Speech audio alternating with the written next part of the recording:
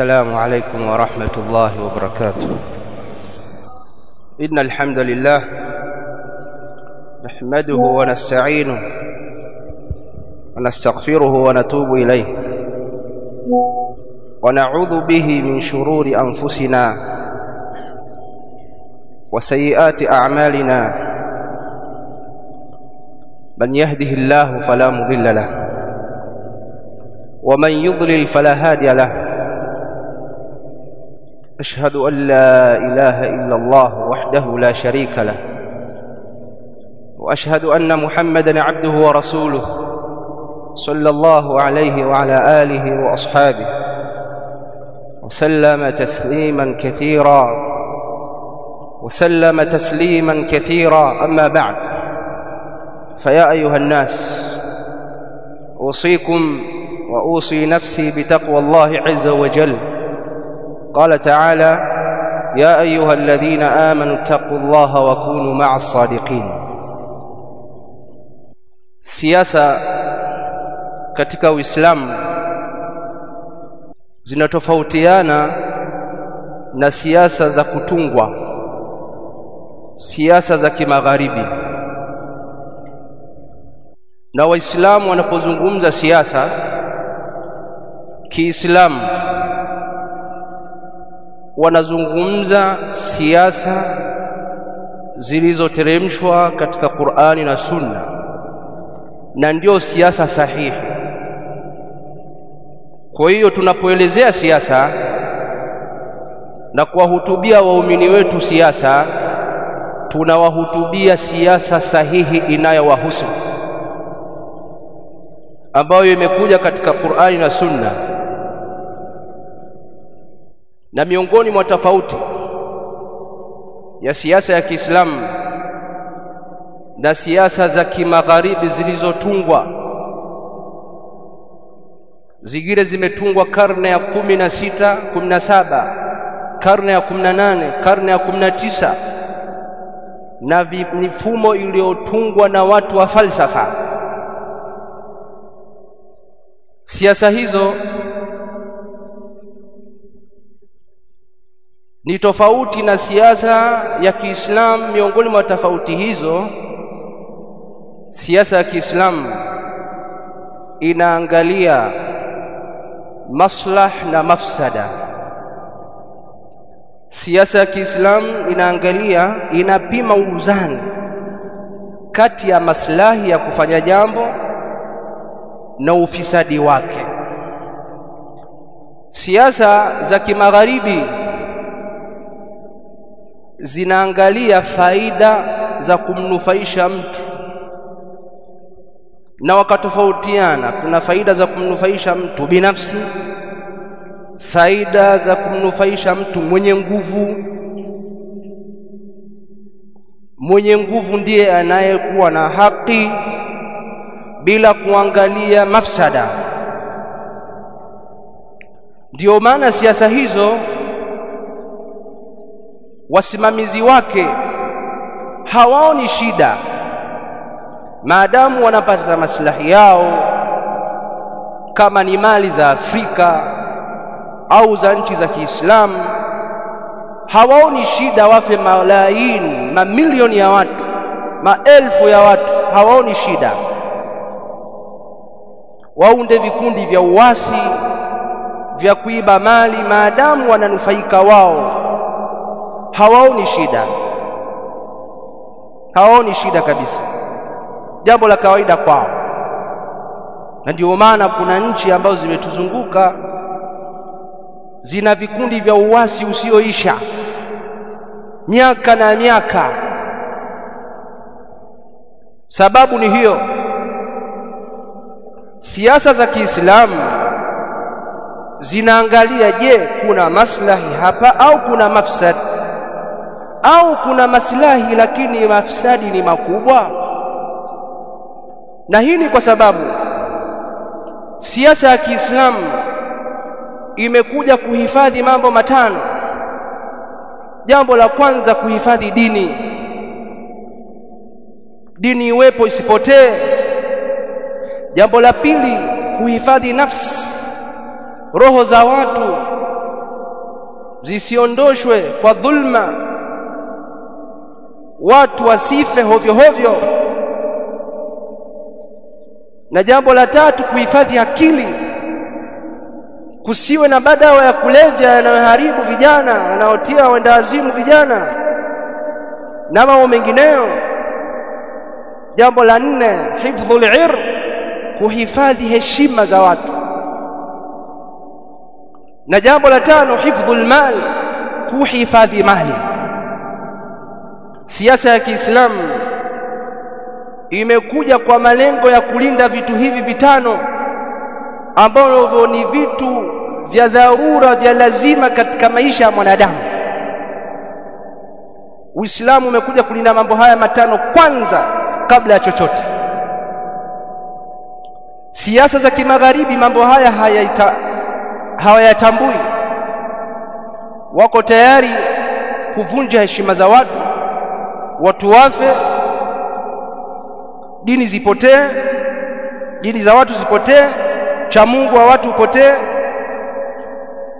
mali zipotee, akili ziharibike, hawajali. Siasa ya Kiislamu ni siasa yenye huruma. Ndio maana katika sheria ya Kiislamu kuna kanuni ambazo zimetoholewa kutoka katika Qur'ani na Sunna. Kanuni hizi ndizo ambazo zinalinda siasa hii safi.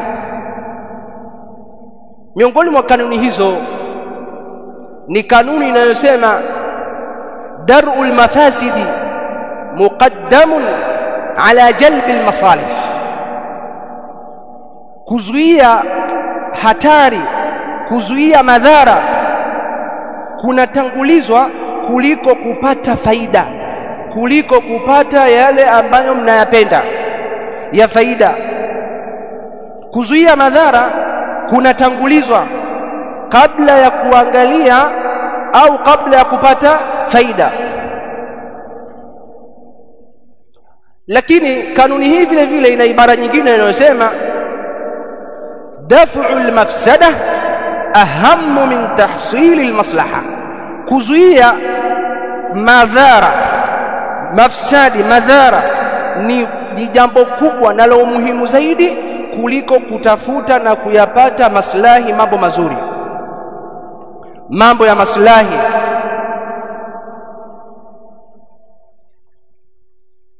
Na ahlul ilmi wamebainisha kanuni hii, watu elimu ya sheria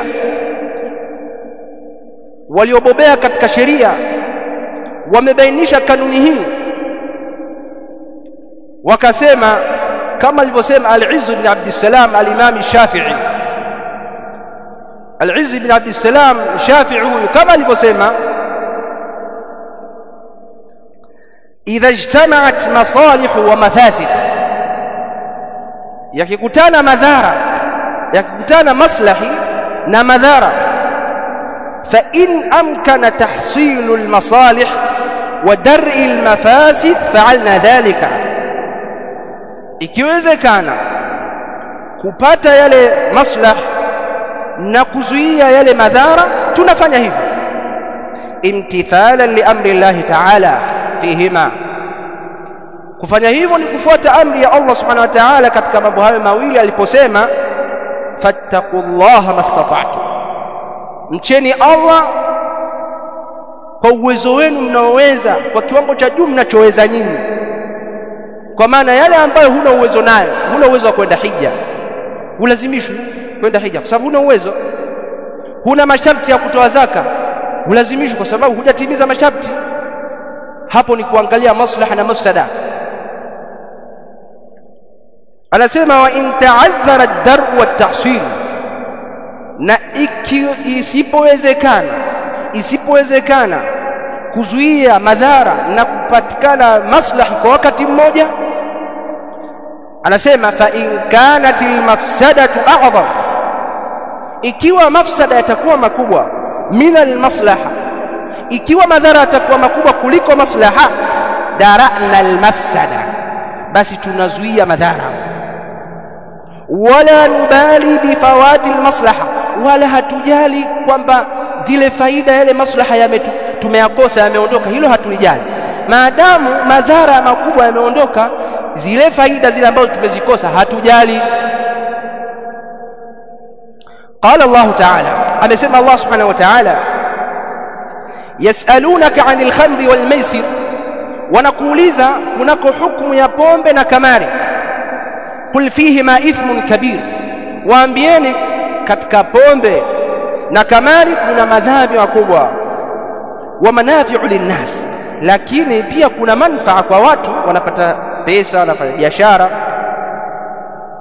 Wa ithmuhuma akbaru min nafi'ihima, na madhambi yake, kwa maana madhara yake ni makubwa kuliko faida yake, kuliko faida ya kamari na pombe. Na ndio maana Allah akaharamisha vitu hivi viwili, akasema ya ayyuhalladhina amanu innamal khamru wal maisiru wal ansabu wal azlam rijsun min amali ash-shaytan fajtanibuhu la'allakum tuflihun.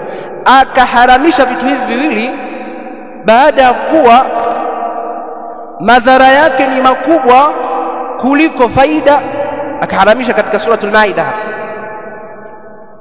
Ayuha almuslimun, miongoni mwa dalili za kanuni hii, tumesema kanuni hizi zimetoholewa kutoka katika Qur'ani na Sunna kwa sababu ni kanuni za kisheria. Anasema Allah subhanahu wa ta'ala wala tasubbu alladhina yad'una min duni Allah fayasubbu Allah adwan bighairi ilm, wala msitukane masanamu yanayoabudiwa na washirikina kinyume na Allah. Msiyatukane kutukana ambako kunapelekea wale washirikina kumtukana Allah kwa uadui bila ilmu. Kwa Allah subhanahu wa ta'ala hapa amekataza kutukana miungu ya kishirikina, kwa maana masanamu, pamoja na kwamba inafaa na ni jambo zuri, lakini kwa sababu kutukana miungu ya kishirikina, washirikina wale watamtukana Allah kwa kulipiza kisasi, Allah akaharamisha kutukana ile miungu, kwa sababu kutukana miungu ya kishirikina ni jambo zuri, lakini kutukanwa Allah subhanahu wa ta'ala ni madhara makubwa zaidi. Kwa hiyo hapa huondoshwa madhara makubwa na haiangaliwi haya maslaha, hizi faida za kuwatukana waungu wa kishirikina. Kwa hiyo hii ni kanuni ambayo Allah subhanahu wa ta'ala ameiweka katika Qur'an, na hii ndio aya na ndio iliyotohoa ile kanuni. Ayuha almuslimun, enyi Waislamu, miongoni mwa dalili hizo ni Allah aliposema man kafara billahi min ba'di imani, mwenye kumkufuru Allah subhanahu wa ta'ala baada ya kuwa mu'min kisha akamkufuru Allah subhanahu wa ta'ala, mtu huyo atapata ghadhab za Allah subhanahu wa ta'ala na adhabu yulizayo. Akasema illa man ukriha, isipokuwa yule ambaye atatamka neno la kufuru kwa kulazimishwa, kwa kushikiwa silaha kwamba sema wa illa unakufa, wa qalbuhu mutma'innun bil iman, lakini wakati anatamka hiyo kufuru kwa mdomo, moyo wake uko na imani, haukiri. Kwa maana sheria imejuzisha mtu kutamka neno la kufuru ikiwa umelazimishwa kwamba tamka wa illa unakufa. Sheria ikasema utamke neno lile kwa mdomo, lakini imani yako ikiwa imethibiti katika moyo. Kufuru, kutamka neno la kufuru ni kufuru na ni mafsada, lakini kuua nafsi ambayo inakiri katika moyo kwamba Allah ndio Mola wa haki, lakini imetamka mdomoni tu ili kuokoka na kifo, kuua nafsi hii ni mafsada zaidi. Kwa hiyo hapa sheria ikatanguliza maslahi ya kubakisha hii nafsi kuliko maslahi kuliko maslahi.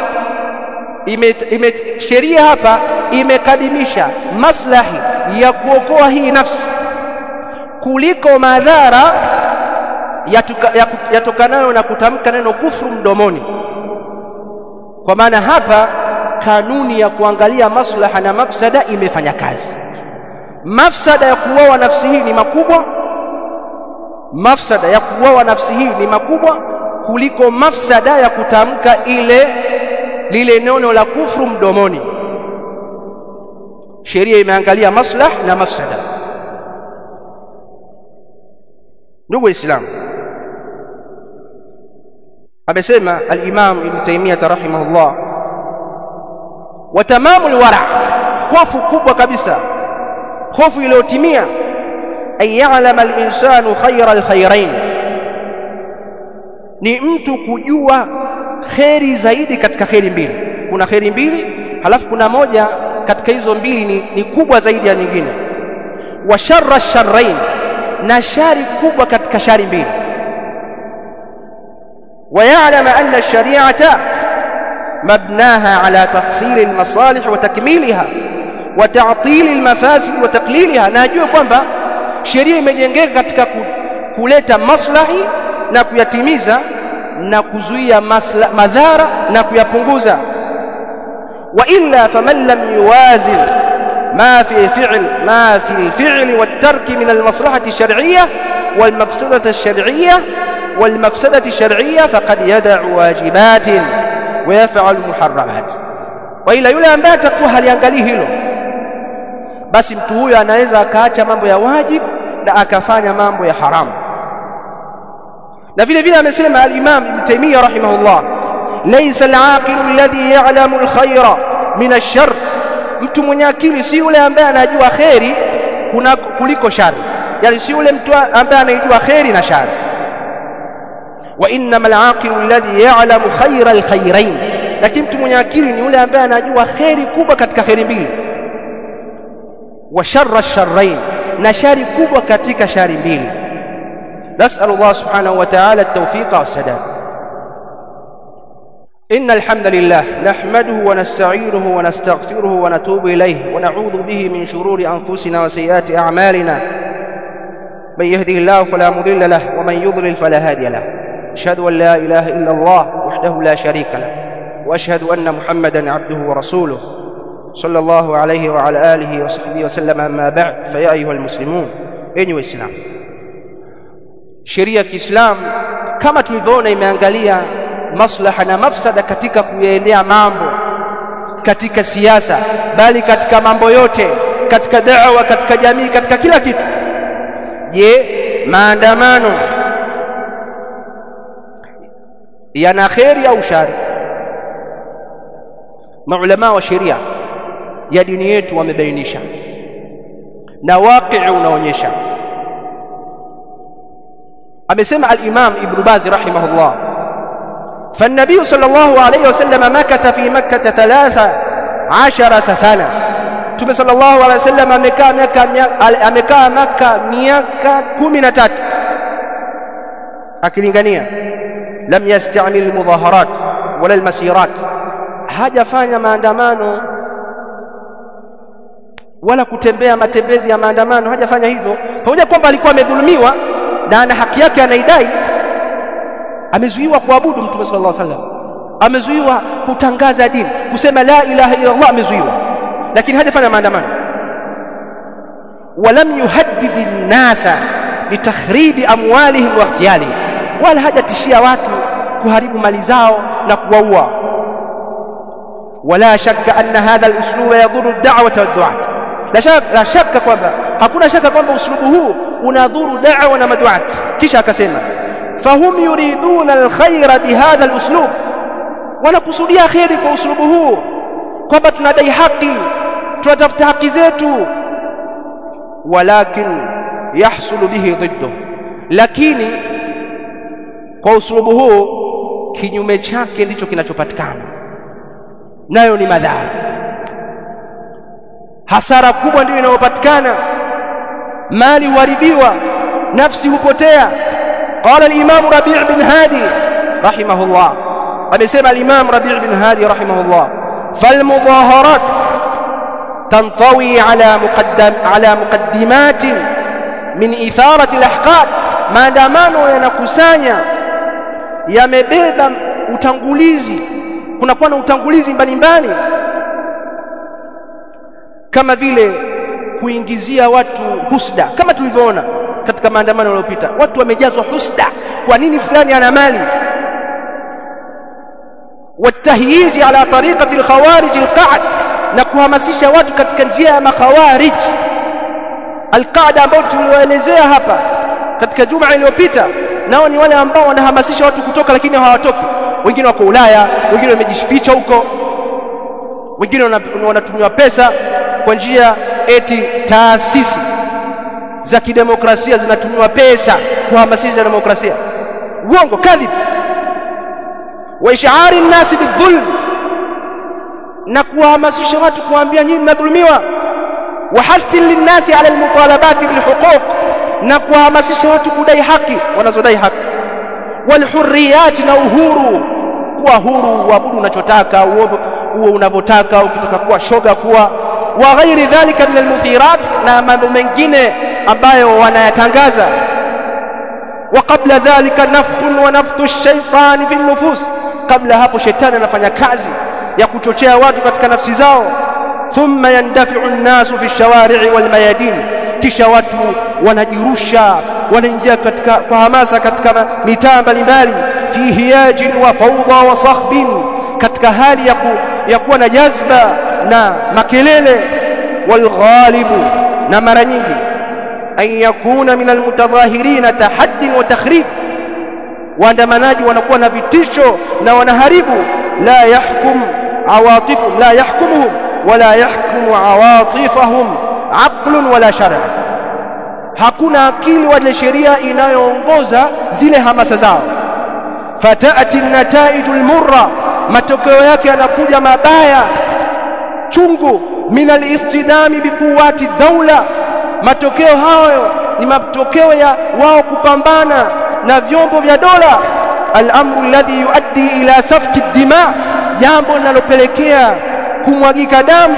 Wa ihdari al-amwal, na mali kuharibiwa, kama tulivyoona magari yamechomwa moto. Wa nahbiha, na kuibwa mali, simu za watu zimeibiwa, gesi zimeibiwa. Ila akhir al-mafasid, na mafsada mwingineyo. Allati hasalat wa tahsul, ambayo yametokea na yanazidi kutokea.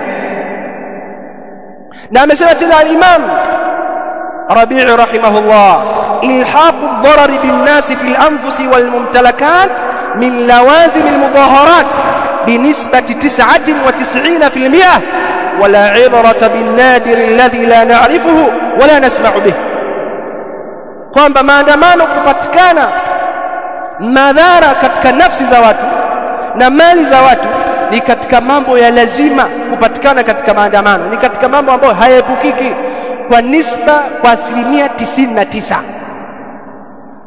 Ama hiyo 1% haizingatiwi. 99% maandamano huleta vurugu na heshima za watu huondoshwa, watu kutukanwa, watu kubaguliwa. Na nchi yetu hii kama tunavyojua ni nchi ambayo tunaishi kwa amani miaka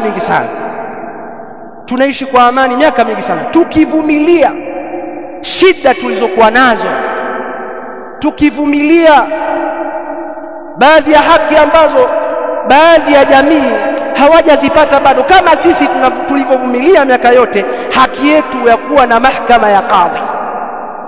Kama tulivyovumilia miaka yote, tulivumilia kwa sababu ya maslaha. Hamsemi, tunasema, lakini kusema kwetu kuna tofautiana na siasa za kimagharibi. Siasa za kimagharibi umshambulie kiongozi katika mimbar, umseme, shambulia kwa maneno mabaya. Siasa ya Kiislamu inasema umfuate kiongozi, uongee naye kwa maneno mazuri, kwa hikma, mwambie kuna hili, kama ambavyo tumeisoma hadithi katika hutuba mbili zilizopita.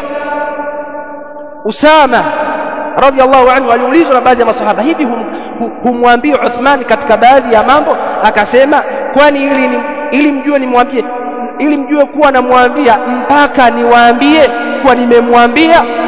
Sasa mpaka tukishauri tuje tuseme tumeshauri, la yalzam, na haitakikani hivyo. Kwa maandamano katika nchi yetu hii yanapelekea mafsada makubwa, na ndio maana sisi tunazungumza na kuyakataza, kwa sababu maelekezo ya dini yetu yako hivyo. Kwa sababu tunatakikana tunasema hivi, achana na hivi vitoto vinavyozungumza mitandaoni vinazungumzia Uislamu. Wengine wamekuja sijui na salamu mbili, salamu ya Kigalatia na salamu ya Kiislamu unaunganisha, shalamu alaikum, sijui mashallah, tumsifu Yesu. Hadha jahlun, huu ni ujahil, na Uislamu haukubali mambo haya, bali Uislamu unaitakidi kwamba huu ni mzaha, huku ni kuichezea dini. Kwa hiyo jitahadharini na hayo mnayofanya, mnazidi kututia hasira. Sharamu alaikum ni kuchanganya Uislamu na Ugalatia sio na Uyahudi. Uislamu hauruhusu hilo. Tunaishi kwa amani na jirani zetu wasiokuwa Waislamu, naam. Tunafanya kazi kwa pamoja, naam. Tunaishi kwa pamoja, naam, lakini kila mmoja ana misingi katika dini yake. Usijaribu kuchanganya, unaleta jambo baya zaidi. Mtume sallallahu alaihi wasallam anasema man tashabbaha biqaumin fa huwa min, mwenye kujifananisha na watu basi ni katika wao. Man tashabbaha biqaumin fa huwa minhum, mwenye kujishabihisha, kujifananisha na watu katika jambo lolote, la salamu, la maongezi, la mavazi, ukijishabihisha nao wewe ni katika wao. Kwa hiyo achana hizi habari. Jitahadhari ewe Muislamu, kijana wa Kiislamu unaojiita Gen Z, hii haikuhusu. Achana hizi habari, si maandamano, si hayo mambo wanaodai kwamba salamu sijui unaunganisha ionekane ni kitu kimoja, haikuhusu. Achana nayo, unamkufuru Allah subhanahu wa ta'ala. Wanadai Gen Z hawana dini. Nani kakwambia? Gen Z wa Kiislamu wana dini na dini yao ni Uislamu. Gen Z wa Kiislamu wana dini na dini yao ni ya Kiislamu, iliyokataza maandamano, iliyokataza ujinga huo. Kwa hiyo Uislamu unalinda heshima, unalinda nafsi. Lakini watu walioathirika na hii mitazamo hii, siasa za kimagharibi, hawana adabu hata katika mazungumzo, ni wachochezi. Msikiliza huyu askofu mmoja, msikilize, leta. Sikiliza huyu anafaa kuitwa mjinga. Huyu anafaa kuitwa mjinga, hana adabu. Sikize. Tunamwambia tu Mama Samia, kama kweli una nia njema ya kuleta maridhiano, kwa hiyo vua hijabu ukiwa kazini, vaa suti ya kike, suti tu kama hivi, ondoa makitambaa ya kuashiria wewe ni dini gani. Hapo tutajua sasa wewe umekuwa rais wetu na una nia njema ya kuleta maridhiano Tanzania. Anamwambia rais, ukiwa kazini vua hijabu. Huyu ni mchungaji, sijui pastor, sijui udegani. Anamwambia rais, ukiwa kazini vua hijabu. Amri, ukosefu wa adabu, ujinga. Yani rais avae wanavyotaka wao. Wanataka kumpangia rais jinsi ya kuvaa, watamwambia uvae kimini, watamwambia uvae kadha. Jahil murakkab, jinga wa kiwango cha mwisho kabisa. Hawa ndio waandamanaji ambao wanasema wanaandamana tarehe 9, ndio hawa. Dhahir wanatetea haki yako wewe, uhakika ni chuki kwamba rais, kwa nini miongoni mwa chuki zao, kwa nini rais anavaa hijabu? Hebu angalia sasa, ikiwa wanachukia rais kuvaa hijabu, itakuja kuwa wewe kupata mahakama ya kadhi. Anasema Allah subhanahu wa ta'ala, wanatamani wale ambao wamekufuru, laiti kama na nyinyi mtakufuru mwe sawa. Na anasema Allah, ya ayyuhalladhina amanu la tattakhidhu bitanatan min dunikum la ya'lunukum khabala. Almuhimu aya ni nyingi. Hasa watu kama hawa ndio waandamanaji.